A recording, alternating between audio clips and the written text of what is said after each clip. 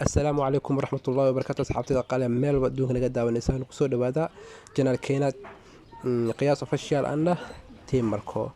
maanta asxaabteedu waxaan idin haynaa telefoonkan rumaan la dhahay wuxuu ka halaysan yahay cutqaadaha marka insha Allah cutqaadaha aan rabnaa inaan hagaajino cutqaadaha waxay micnihiisu waxay tahay tusaale oo kale marka lagu soo waco adiga qofka codkiisa waa maqlaysaa laakiin codkaaga ma maqlayo oo maxaa dhow sawraa maxaa sheegaysaa dhugul maanta wixii lamid ah lagu dhihi karaa marka insha Allah taas ayaan ka xalin doonaa marka aniga waxaan rabnaa codkaaga in la maqlo qofka codkiisa inaad maqashid muhiimaduna waxay tahay codkaaga in la maqlo marka insha Allah dadku telefoonada ku furina insha Allah waa qaabka mar walba waxaan rajeynayaa inaad si degnaan aad u furfurtid marka insha Allah waa kulay waa hadda furitaanka waa kasoo furfurina marka anaga ujeedadana waxay tahay inaan codqaadahaas aan ka bedelno codqaadahan laazim wuxuu mar badankoodu aksarkoodu wuxuu u badan yahay inuu ku halaabo ama qoyaan yar ama saliid inuu meesha u gaaro ama inuu micna oo joogta badan way keentaa marka insha Allah kulay waa hadan si tartiib ah u furfuri doonaa marka wax walba waxa waa tartiib midda kale waxaan sameeynaa bacdaas waa ku fijinaynaa aslan waa soo dharaantiisan ka dhigaynaa micna sa taqaanid aslan waa ka fijinaynaa shaashada kama wada shaashadan ka fijiya waxaan ka wadaa waa qalab dhigaynaa marka sidaan aad ujeedaan qaabkan u sameeynaa marka insha Allah teeda kale waxaan kaaga digayaa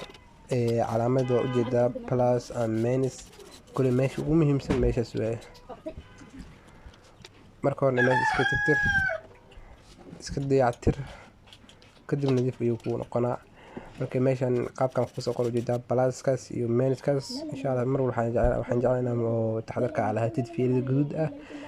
dhinacaas leedahay tan madoodan dhinaca leedahay tan guduud sida plus way madoodan minus way marka sina wax kala fahantahay insha Allah isku day muhiimada lagu sheegay codqaadaha ayaga mobilka iga halaysan codqaadaha saan ugu dhaay codqaadaha kaliya geedkaas aan meeshan ku alxmayo way biswa nadiif waa insha Allah wax rajeynaynaa inuu ficnaado marka waxaan u dhiman inaan tijaabino wax kalena oo harsan ma jirto tijaabo kaliya inuu dhiman marka simkaarad gashanaysaa marka simkaarad gelisid qofka ku soo wacayo amase adiga qof wacay muhiimad aniga waxaan rabnaa inaan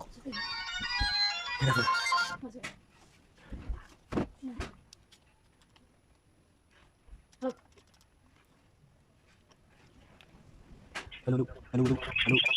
hello hello hello hello hello hello